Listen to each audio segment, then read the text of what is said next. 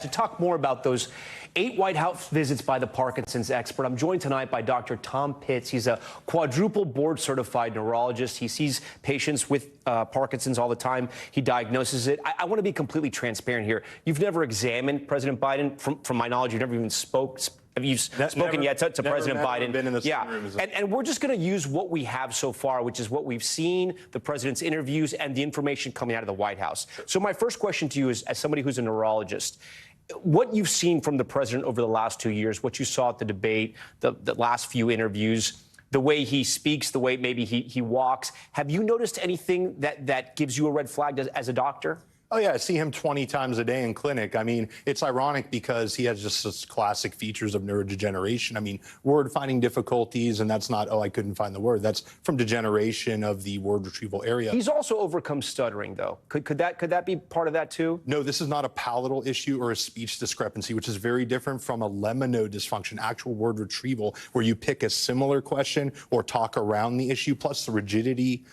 monotone voice. Wait, go back to that, the rigidity. What do you mean? Rigidity, loss of arm swing, standing up lordotically. You notice when he turns, it's kind of end-block turning. It's not a quick turn. So that's one of the hallmarks of Parkinson's is rigidity and bradykinesia, slow movement. And he has that hallmark, especially with the low voice that said was a cold hypophonia. A small monotone voice like this over time is a hallmark of Parkinsonism. I could have diagnosed him from across the mall. Here are some of the symptoms from Parkinson's. We just had them up there on the screen. If we can put them back. What about the movement? Some people have pointed out the way he walks. Sometimes it's not very fast, small steps. Is that something that is common in people who are battling a disease like Parkinson's? Yeah, it's a hallmark. Shuffling gait, we call that, so little steps. Loss of arm swing from the rigidity. When we walk, we have a nice cadence. You notice he doesn't really swing his arms. And end block turning, meaning he kind of pivots around his foot. If you said, hey, President Biden, he wouldn't go like this. So, yeah. But I also know, and tell me if I'm wrong here, it's very hard to diagnose Parkinson's, isn't it? It's not simple. I mean, I've heard that it can be. It's one of the easier movement disorders to diagnose, actually. Right, but it's so clinic. There's very little other. And I'm a Democrat. I always say about this. Right. It's just like, this guy is not a hard case. But I've had relatives who have gone through neurological issues, and I've heard that sometimes Parkinson's is not very easy to nail. You have to take a lot of tests. It's early on. If you're just presented with like hallucinations, that could be a variety of things, or just the cognitive problems. That could be Alzheimer's versus Parkinsonism, and that becomes a little nebulous. But once you start manifesting the hallmark motor symptoms, right? Slow movement, rigidity, mass facies, hypophonia. I mean, if a med student did not pick Parkinson's on the test, they'd be remediated. So let me ask you, if you had, and I know you can't.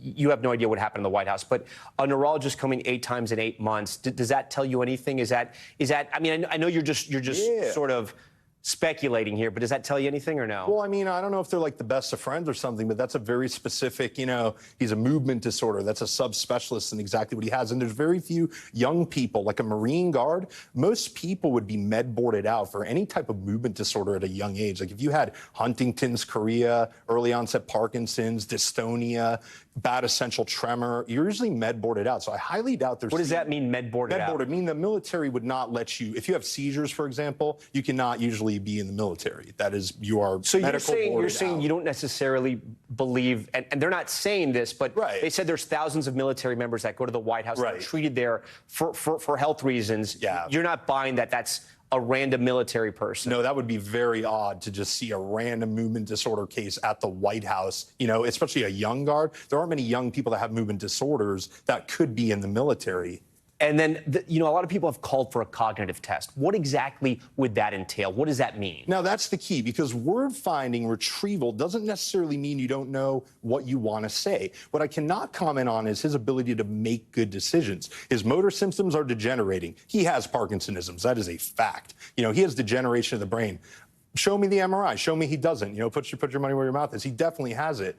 But the problem is, when you look at his situation, you can't say, oh, I know for a fact that because he didn't retrieve the word, he didn't know what he wanted to say. And that's why both him and Trump should take the 4-hour neuropsychological testing, which is the hallmark test for cognitive performance. What do you do in this test? A lot of things. So, for example, they may have you say as many words as you can in a minute that start with F. Block building, retrieval. I may say cup and have you recall it 3 minutes later.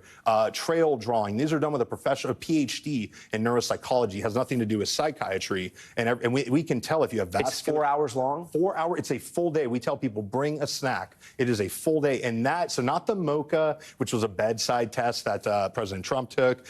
These are tests that are screening tests. They don't rule in, if you do great. There's no way to sort of lie in this test, to sort of ace it even though you're sick. No way. This one it will come out in the wash. For example, if I do the bedside exam to an accountant and I ask them, what's 100 minus 7? Even the worst neurodegenerative patient, if they worked at a high education level or something like that, is going to get that right. But in the 4-hour test, it will come out. Finally, I mean, you said you're a Democrat, you're a doctor. You sound like you're frustrated with what the White House is saying. Yeah.